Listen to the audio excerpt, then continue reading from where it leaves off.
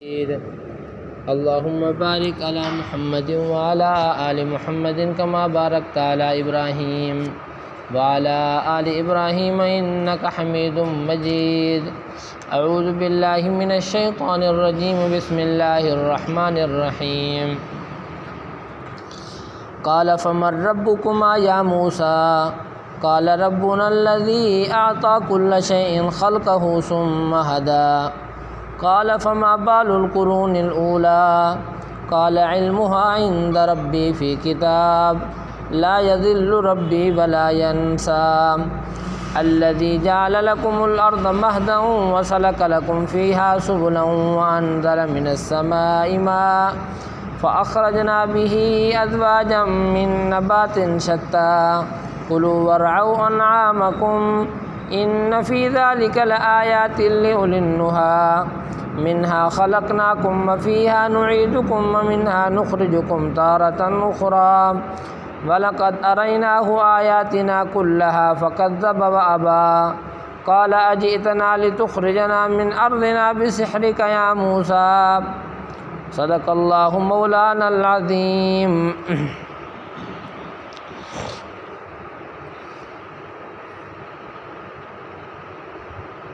قال فمن ربکما، فرعون نے پوچھا حضرت موسیٰ علیہ السلام سے کون ہے تم دونوں کا رب یا موسیٰ، اے موسیٰ علیہ السلام.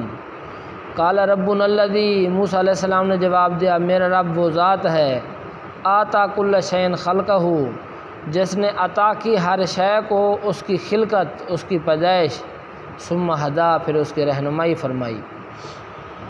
میرے محترم بھائیو، دوستو، بزرگوں، اللہ رب العزت نے حضرت موسیٰ علیہ السلام کا واقعہ بیان فرمایا کہ موسیٰ علیہ السلام کو اللہ رب العزت نے دو معجزات عطا فرمائے. ایک معجزہ لاٹھی پھینکتے تھے، اللہ رب العزت سانپ بنا دیتے تھے. دوسرا معجزہ یہ تھا کہ ہاتھ اپنے گریبان کے اندر ڈالتے تھے، جب باہر نکلتا تھا تو بالکل روشن ہوتا تھا، چمکدار ہوتا تھا، بغیر کسی تکلیف کے. ہاتھ کے اندر تکلیف بھی نہیں ہوتی تھی، نہ کوئی سوزش، نہ کوئی جلن، بغیر کسی تکلیف کے اللہ رب العزت اس کو سفید کر دیتے تھے، چمکنے لگ جاتا تھا. تو یہ دو معجزے دے کر اللہ رب العزت نے ان کو فرعون کے دربار کے اندر پہنچایا. تو حضرت موسیٰ علیہ السلام نے فرعون کے دربار کے اندر آ کر تبلیغ فرمائی. حضرت موسیٰ علیہ السلام نے ارشاد فرمایا کہ ہمارا رب اللہ ہے، لہذا اللہ رب العزت کے ہم اللہ کے پیغمبر ہیں، لہذا تو بنی اسرائیل کو ہمارے ساتھ بھیج دے. تو فرعون نے کہا فمن ربکما یا موسیٰ، اے موسیٰ علیہ السلام تم دونوں کا رب کون ہے؟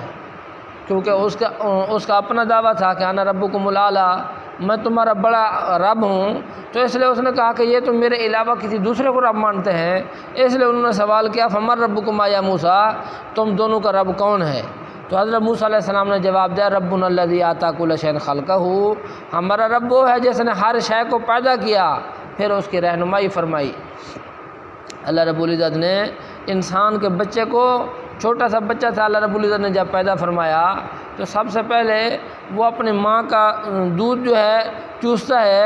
تو لہذا اللہ رب العزت نے کون سی ذات نے اس کو کہا، کس نے اس کو کہا کہ تو نے اس طرح ماں کے پستان چوسنے ہیں تو اس سے تیری خوراک آئے گی؟ چوسنے کا طریقہ کس نے اس کو بتایا؟ یہ اللہ رب العزت نے فطرتاً جیسے ہی انسان کو پیدا کیا، فطرت کے اندر رکھ دیا کہ تو نے اس طریقے سے اپنی خوراک حاصل کرنی ہے. اسی طرح مرغی کے بچے جب چھوٹے سے ہوتے ہیں تو فوراً ہی جیسے ہی کوئی چیز آئے تو فوراً ہی ماں کے پروں کے نیچے آ جاتے ہیں. تو یہ کس نے سکھایا؟ اللہ کی ذات نے اس کو سکھایا. اسی طرح جب چھوٹے بچے کو خارش ہوتی ہے تو چھوٹا بچہ عموماً سیدھا ہاتھ اپنی آنکھ کے اندر نہیں مارتا، الٹا ہاتھ مارتا ہے.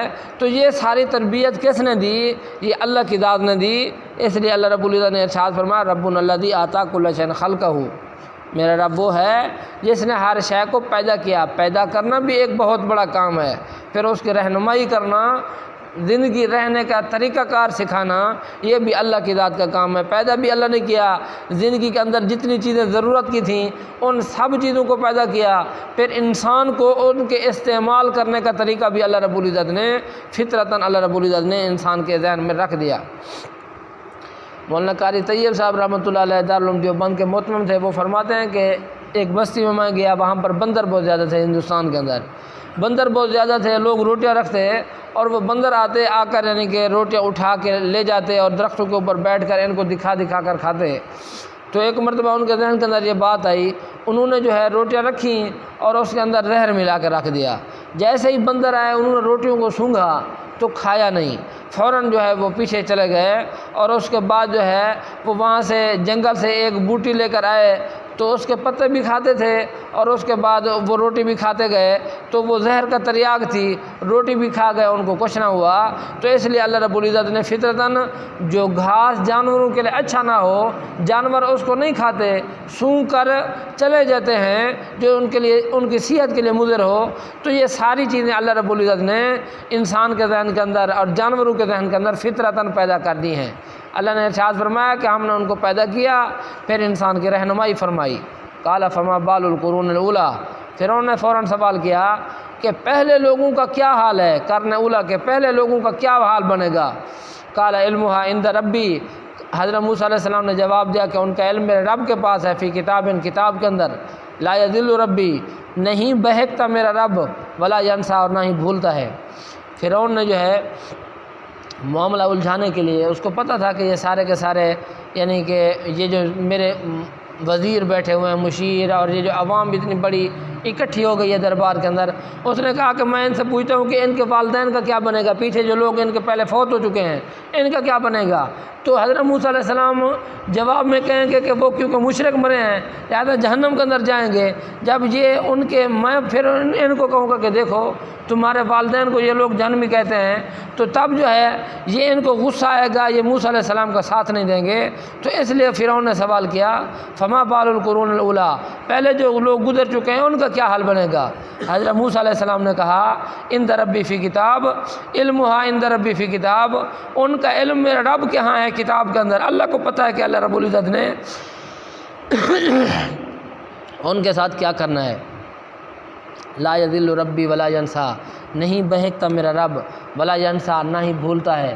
اللہ کو ہر ایک چیز کا پتہ ہے، نہ ہی اللہ خطا کرتے ہیں کہ کوئی کام غلط کر دیں، اور نہ ہی اللہ رب العزت کی ذات بھولتے ہیں کہ کرنا تو کچھ ہو بھول کر کچھ کر دیں۔ ایک ہے کہ جان بوجھ کر خطا کر دینا، دوسرا ہے کہ بھول کر کوئی غلطی کر دینا۔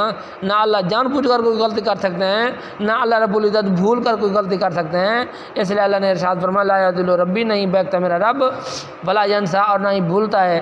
باقی انسان کتنے بھی بڑی یعنی کہ بڑے سے بڑے انسان اللہ رب العزت نے انبیاء کرام کو پیدا کیا، ان کی بھی بھول ہو گئی۔ اللہ رب العزت نے حضرت آدم علیہ السلام کے بارے کے اندر ارشاد فرمایا فناسی آدم ولم نجد لہ عزما، آدم علیہ السلام بھول گئے کہ وہ غلطی سے وہ یعنی کہ جو درخت جس درخت سے اللہ رب العزت نے روکا تھا وہ کھا لیا۔ اسی طرح حضور صلی اللہ علیہ وسلم نماز پڑھاتے ہوئے بھول گئے، تو لہذا بڑی بڑی ہستیاں بھول گئیں۔ اللہ رب العزت کی ذات بھولتے نہیں ہیں، ولا ینسا، اللہ نہیں بھولتے۔ الذی جعل لکم الارض مہدا، اللہ وہ ذات ہے جس نے بنایا تمہارے لیے زمین کو بچھونا، وسلک لکم فیہا سبلا، اور اللہ نے چلائے تمہارے لیے اس کے اندر راستے، وانزل من السماء ماء، اور اللہ نے آسمان سے نازل کیا پانی۔ اللہ رب العزت اپنے احسانات بتلا رہے ہیں کہ میں اللہ خالق ہوں، اور اس لیے خالق ہوں کہ انسان کی ضرورتیں جتنی تھیں ان ساری ضرورتوں کو میں نے پورا کیا۔ انسان کے لیے آسمان ضرورت تھا، میں نے پیدا کر دیا۔ انسان کے لیے زمین ضرورت تھی، میں نے پیدا کر دی۔ انسان کے لیے پانی اور ہوا ضرورت تھی، میں نے پیدا کر دی۔ ان چار چیزوں کے بغیر تو انسان زندہ بھی نہیں رہ سکتا۔ اس لیے اللہ نے ارشاد فرمایا کہ مجھے اللہ کی قدرت یہ ہے کہ میں نے زمین کو بچھونا بنا دیا، انسان وہاں پر چل پھر بھی سکتا ہے۔ اتنی نرم بھی نہیں ہے کہ انسان مکان نہ بنا سکے، ہلنے لگ جائے، یعنی مکان کھڑے نہ ہو سکیں، تو اللہ رب العزت نے سخت بنایا اس کو۔ اور اتنی سخت بھی نہیں ہے کہ انسان اس کے اندر ہال چلا کر اس کے اندر کوئی چیز بو نہ سکے، اگا نہ سکے۔ تو اس لیے اللہ رب العزت نے زمین کو سخت بھی بنایا، اتنی سخت بھی نہیں بنایا۔ تو اللہ رب العزت نے ارشاد فرمایا کہ زمین کو ہم نے بچھونا بنا دیا، آسانی کے ساتھ تم وہاں اس کے اوپر چلتے پھرتے ہو۔ وَسَلَكَ لَكُمْ فِيهَا سُبُلًا، اور تمہارے لیے اس کے اندر راستے بنائے۔ انسان راستوں کے ذریعے آسانی کے ساتھ اپنی منزل مقصود تک پہنچ سکتا ہے۔ اگر راستے نہ ہوں تو انسان کو یعنی کہ اگر اپنے مکانات کے اور اسی طرح کھیتوں میں سے آئے تو انسان کو اپنی بستی کا بھی پتہ نہ چلے کہ میں کہاں پر کھڑا ہوا ہوں۔ تو اس لیے اللہ رب العزت نے ارشاد فرمایا کہ میں نے تمہیں عقل دیا، اور تم نے میرے عقل کی وجہ سے زمین کے اندر راستے بنائے۔ وَأَنزَلَ مِنَ السَّمَاءِ مَاءً، اور اللہ نے آسمان سے پانی نازل کیا۔ انسان کو پانی کی ضرورت تھی، اللہ رب العزت نے یہ ضرورت بھی پیدا کر دی۔ فَأَخْرَجْنَا بِهِ أَزْوَاجًا، پس نکالے ہم نے اس پانی کے ذریعے ازواجا، جوڑے جوڑے، مختلف قسم، من نبات شتیٰ، مختلف قسم کی سبزیاں۔ اللہ رب العزت نے پانی کے ذریعے انسان کو رہنے کے لیے خوراک کی ضرورت تھی، تو اللہ رب العزت نے پہلے زمین کو نرم بنایا، پھر اس کے بعد پانی کا نظام پیدا فرمایا، پھر اس کے بعد سبزیاں زمین سے اگائیں، مختلف قسم کی سبزیاں، کوئی سرد ہے، کوئی گرم ہے، کوئی سفید ہے، کوئی سیاہ ہے، اس طرح ہر قسم کے سبزیوں کے اپنے اپنے رنگ ہیں۔ تو اللہ رب العزت نے، اور اسی طرح کہتے ہیں کہ ہر چیز کے اندر نر مادہ ہوتی ہے، ہر سبزیوں کے اندر بھی نر مادہ ہوتی ہے، درختوں کے اندر بھی نر مادہ ہوتے ہیں۔ تو اللہ رب العزت نے جوڑے جوڑے پیدا کیے سبزیوں کے بھی، مختلف قسم کے سبزیاں۔ کلوا ورعوا انعامکم، تم بھی کھاؤ اور اپنے جانوروں کو چراؤ۔ ان فی ذلک لآیۃ لأولی النہیٰ، بے شک اس میں البتہ نشانی ہے عقل مند لوگوں کے لیے۔ عقل کے ذریعے انسان بری چیز سے رک جاتا ہے، کہ عقل کہتا ہے کہ یہ فیصلہ نہ کر۔ عقل کے ذریعے سے انسان، عقل کا معنی ہوتا ہے روکنا، عقل جو ہے انسان کو گناہ سے روکتا ہے۔ اس لیے اللہ رب العزت نے ارشاد فرمایا کہ اس میں البتہ نشانیاں ہیں عقل مند لوگوں کے لیے۔ عقل مند لوگ اس میں غور و فکر کرتے ہیں، ان کے لیے نشانیاں ہیں۔ منہا خلقناکم، اسی زمین سے ہم نے تم کو پیدا کیا، وفیہا نعیدکم، اور اسی میں ہم تمہیں دوبارہ لوٹائیں گے، ومنہا نخرجکم تارۃ اخری، اسی سے ہم نکالیں گے تمہیں دوسری مرتبہ۔ اللہ رب العزت نے سب سے پہلے انسان کو مٹی سے پیدا فرمایا۔ حضرت آدم علیہ السلام کو اللہ رب العزت نے کھنکھناتی ہوئی مٹی سے پہلے ساری مٹی اکٹھی کی، اور پھر اس کے بعد اس مٹی کو گارا بنایا، اور وہ گارا جو ہے خشک ہو گیا، سلسال کالفخار ہے، ایسی یعنی کہ گارا خشک ہو گیا کہ ٹھیکر کی طرح بجنے لگ گیا۔ پھر اس سے اللہ رب العزت نے آدم علیہ السلام کو پیدا فرمایا۔ پھر اس کے بعد اللہ رب العزت نے آدم علیہ السلام سے آگے انسان پیدا فرمایا، تو منہا خلقناکم، اسی مٹی سے اللہ رب العزت نے انسانوں کو پیدا فرمایا۔ دوسری بات یہ ہے کہ رہنے کے لیے خوراک کی ضرورت ہے، پھلوں کی ضرورت ہے، یہ ساری چیزیں جو ہیں اللہ رب العزت نے، انسان کی دوائیاں جو ہیں، یہ ساری چیزیں اللہ رب العزت نے مٹی سے پیدا فرمائیں۔ تو اس لیے مٹی انسان کی بقا کا ذریعہ ہے۔ انسان کا جسم کے اندر خون بنتا ہے، اس سے مادہ منویہ بنتا ہے، تو خون جو ہے خوراک سے پیدا ہوتا ہے۔